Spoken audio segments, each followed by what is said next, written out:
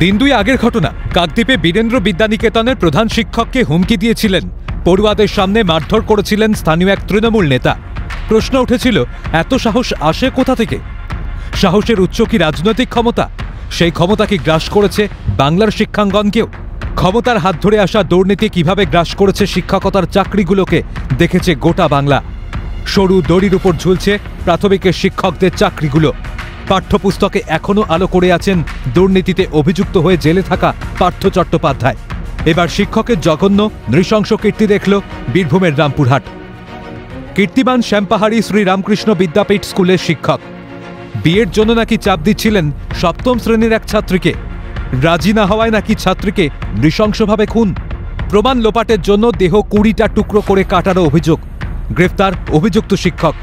কিন্তু জনতার রোষ থেকে রেহাই পাননি স্কুলের প্রধান শিক্ষকও। প্রশ্ন একটাই, শিক্ষার পাশাপাশি কি তলানিতে গিয়ে ঠেকেছে শিক্ষকদের মান, নীতিবোধ, মূল্যবোধও?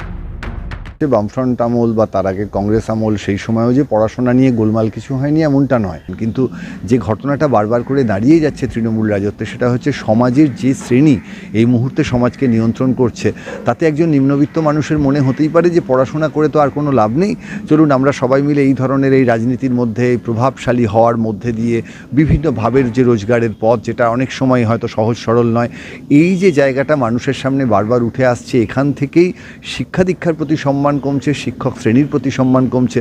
অন্যদিকে শিক্ষকরাও তারাও কি সবকিছু খুব ভালোভাবে করছেন? হয়তো নয়।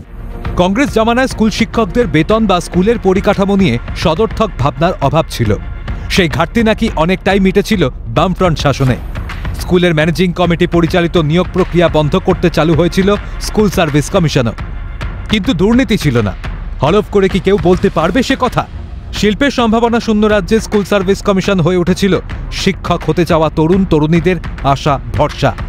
সেই ভরসার জায়গাও যে এখন শেষ হয়ে গিয়েছে তার প্রমাণ দিয়েছে পার্থ চট্টোপাধ্যায়, মানিক ভট্টাচার্য, কল্যাণ গঙ্গোপাধ্যায়দের জেলে যাওয়া। চাল আর কাঁকড় আলাদা করতে না পারায় আদালতের রায় চাকরি গিয়েছে 2016-তে চাকরি পাওয়া সব শিক্ষকের। অনেক কাঁকড় যে অনেক আগেই দুর্নীতির হাত ধরে চাকরি পেয়েছে তার যেন প্রমাণ দিল বীরভূমের রামপুরহাট। এসব ঘটনার সুযোগ নিয়ে কি আরও বাড়বাড়ন্ত হবে না শিক্ষাঙ্গনে কুরাজনীতির দৌরাত্ম্য? দাপট বাড়বে না শিক্ষক মেরে জামিন পাওয়া কাকদ্বীপের শাসক নেতার? রামপুরহাটে শিক্ষকের কুকীর্তির জন্য যেমন জনসমক্ষে চূড়ান্ত হেনস্থা হতে হলো স্কুলের প্রধান শিক্ষককে, কে বলবে কোনো না কোনো সুযোগের অছিলায় রাজনীতির কারবারিরা হেনস্থা করবে না কোনো সৎ শিক্ষককেও? শিক্ষা ও শিক্ষকের মান কিংবা সম্মান যেখানে তলানিতে, সেখানে আদৌ কি গড়ে উঠতে পারে সুস্থ ভবিষ্যৎ? তৈরি হতে পারে পরবর্তী সুস্থ প্রজন্ম?